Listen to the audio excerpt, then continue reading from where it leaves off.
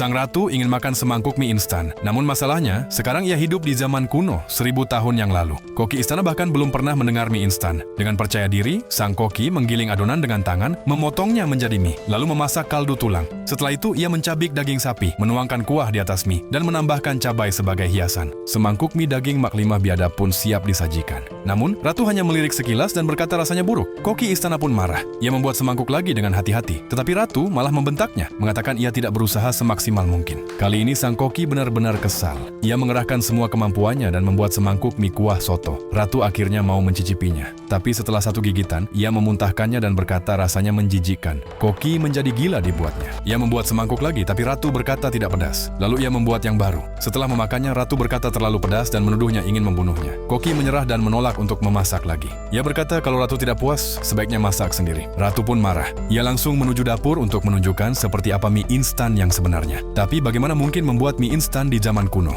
Ia meraih pisau dan memutarnya seperti atraksi sirkus. Koki istana yang awalnya menertawakannya, kini terkejut. Ratu mulai memotong sayuran sambil berkata, ini adalah pertama kalinya ia memasak dan ia tak tahu harus mulai dari mana. Namun, sedetik kemudian, sang koki hanya bisa terdiam melihat keterampilan pisaunya luar biasa. Ia lalu melilitkan mie di sumpit. Ketika minyak sudah panas, mie itu dilemparkan ke dalam wajan untuk digoreng. Lalu, ia menghancurkan campuran rempah dan menyaringnya menjadi bubuk. Bumbu mie instan pun jadi seketika. Gerakannya membuat semua orang terpana. Tapi koki masih tidak peduli. Ia menganggap dirinya adalah koki kerajaan terbaik. Mana mungkin kalah dari orang yang belum pernah memasak sebelumnya. Ia pun mendekati kompor dan mencicipi kuahnya. Ekspresinya langsung berubah, lalu mencicipinya sekali lagi. Tangannya mulai bergetar. Ia sadar rasa kuah itu sempurna, ada aroma jamur, wangi bawang hijau, dan cita rasa daging yang mendalam. Ketiganya berpadu dengan indah. Semangkuk mie instan sempurna pun siap. Ratu mengambil suapan besar dan menyeruput kuahnya. Ia berkata, sekarang aku bisa mati dengan tenang. Pelayan muda di sampingnya sampai menelan ludah. Ratu mempersilakannya untuk ikut makan. Pelayan itu mencicipi dan berkata rasanya luar biasa. Ia bertanya bagaimana Ratu bisa memasak sebaik itu.